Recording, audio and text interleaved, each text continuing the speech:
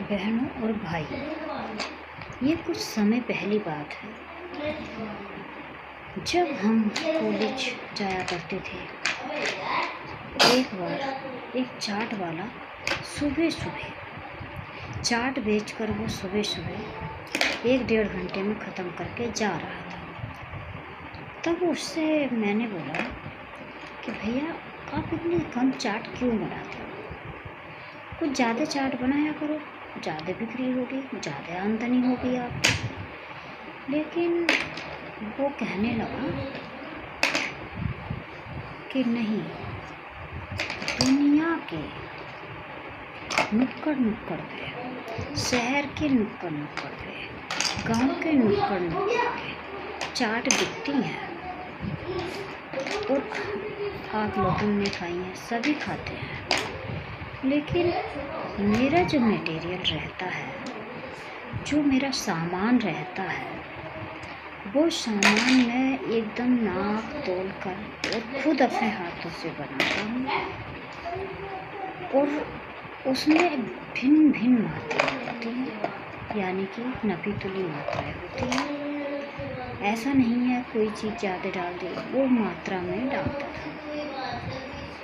मैं खुद इस सामान को बनाता हूँ और मैं कम बनाता हूँ।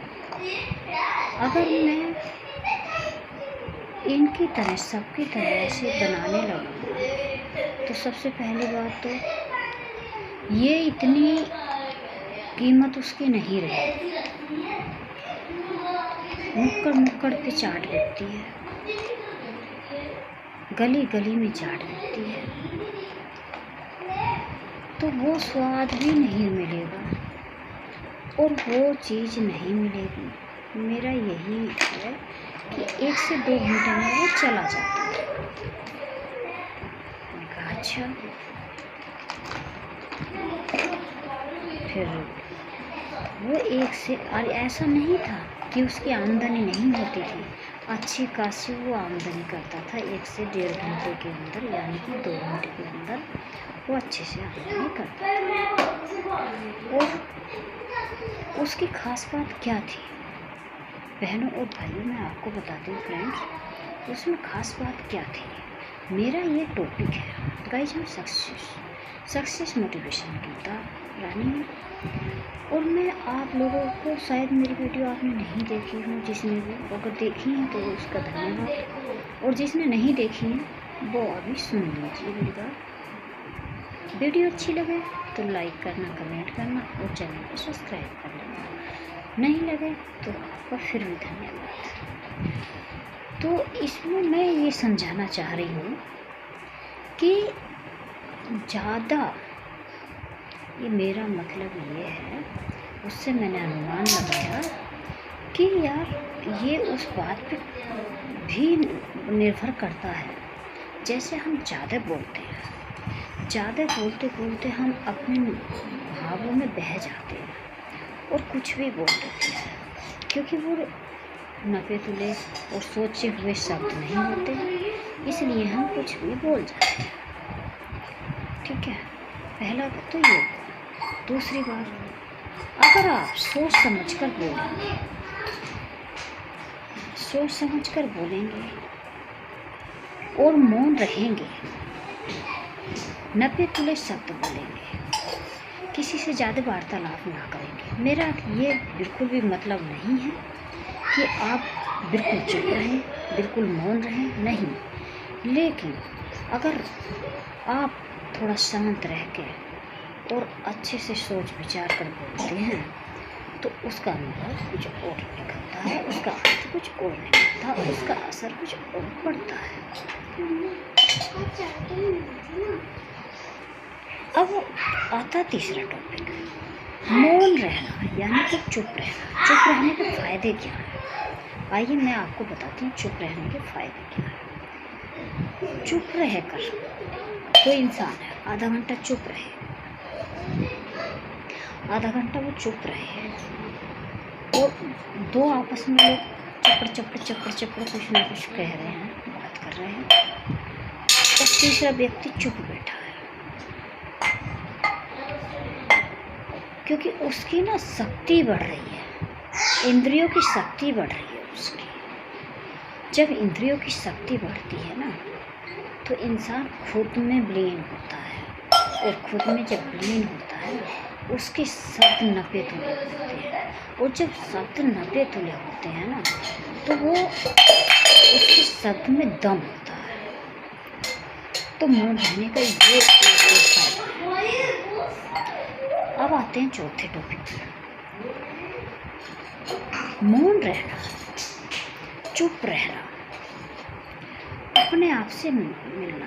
यानी कि जब हम मौन रहेंगे, बिल्कुल चुप रहेंगे, तो हम अपने आप से बात कर सकेंगे। हमें अपने आप को समय मिलेगा बात करने का, और जब हमें समय मिलता है तो उसमें आत्मा से मिलन होता है, और जब आत्मा से जो मिलन कर लेता है वो परमात्मा से मिलन कहलाया जाता है।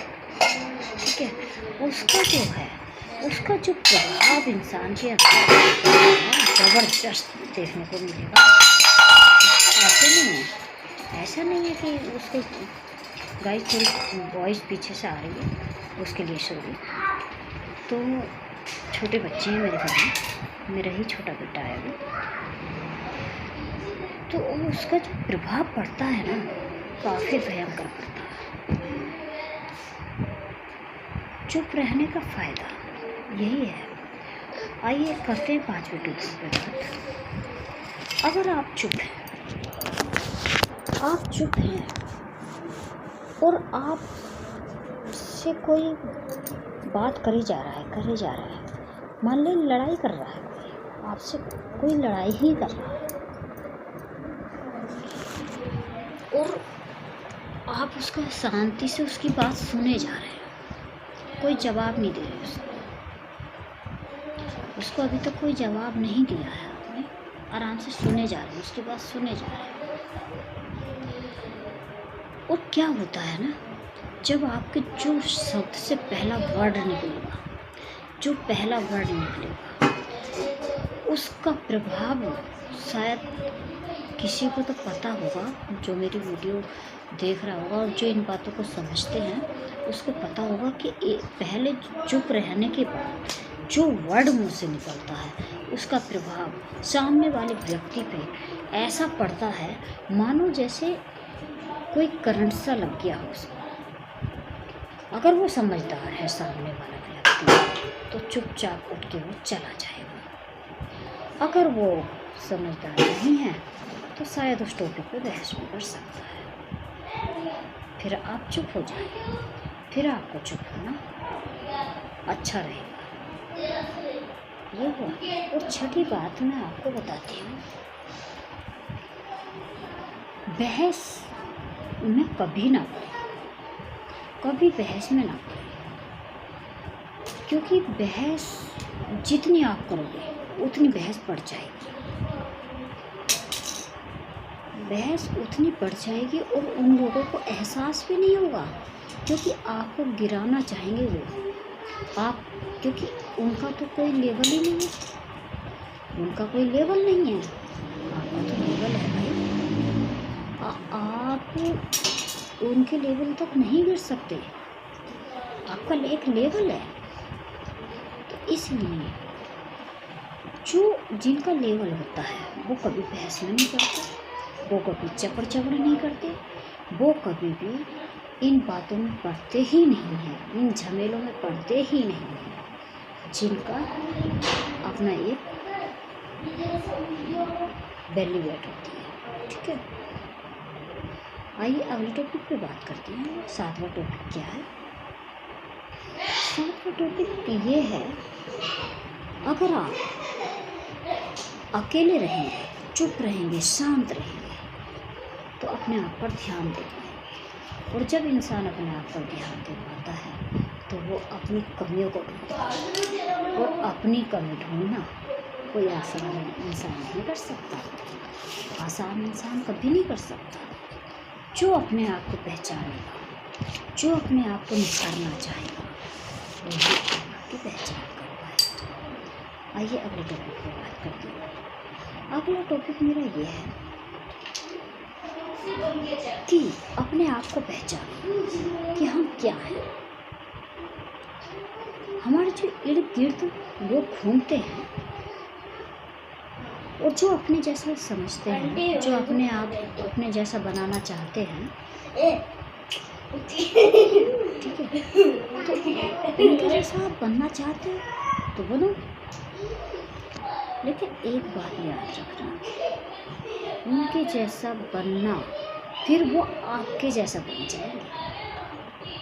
वो यही तो चाहते हैं कि ये हमारे जैसा बने, क्योंकि आपकी खूबियाँ वो जानते हैं, कहीं ना कहीं जानते हैं, और वो चाहते हैं कि ये खूबियाँ इसके अंदर हैं, ये हमारे लेवल तक नहीं गिरने वाला है। लेकिन नहीं, वो आपको गिराना चाहेंगे।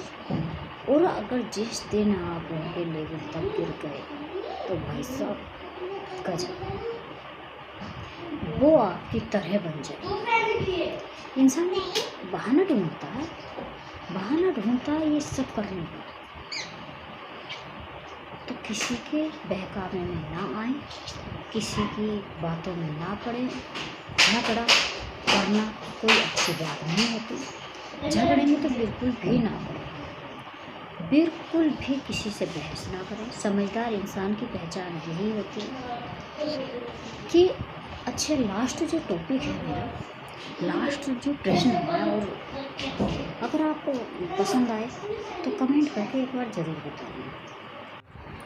मेरा अगला टॉपिक और अगला जो लास्ट टॉपिक है मेरा ये है कि मौन रहकर अपनी इंद्रियों को बढ़ाओ और किसी के झगड़े में ना पड़ो, किसी के जैसा ना बनो। अगर हो सके तो अपने जैसा उसको बनाने की कोशिश करो, ठीक है। कभी भी किसी के जैसा ना बनने की कोशिश करो, अपने जैसा बनने की कोशिश करो, अपने जैसा बनाओ। और अब जब आप खुद अकेले रहोगे ना, मौन रहोगे, चुप रहोगे, तो आपकी इंद्रियां उतना ही तेजी से काम करेंगी। अपनी शक्ति खुद बढ़ाते हैं लोग। जैसे मान लो आप बिल्कुल किसी से बात नहीं करोगे, और जैसे ही मैंने शुरू के टॉपिक पे कहा था कि एक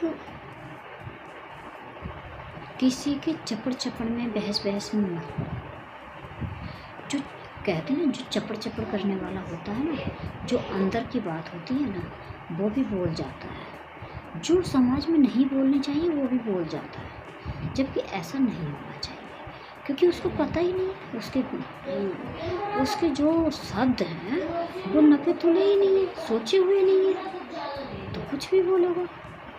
और जो नपे तुले शब्द होते हैं वो सोने के सामान होते हैं, बाकी तो कोयला ही निकलता है, मुँह से बाकी कोयला ही निकलता है।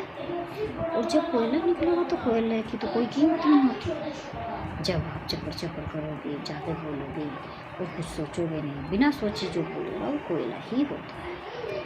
और आप जो शब्द अभी मैंने बोला ना, वही है सोने के सामान, और उसकी तुलना होती है, ठीक है। कभी भी ऐसे शब्द नहीं निकालें और कभी भी बहस में ना पड़े। आइए तो इसी पे वीडियो को समाप्त करते हैं, अगले टॉपिक के साथ मिलते हैं। नमस्कार मेरा, वंदे मातरम, जय।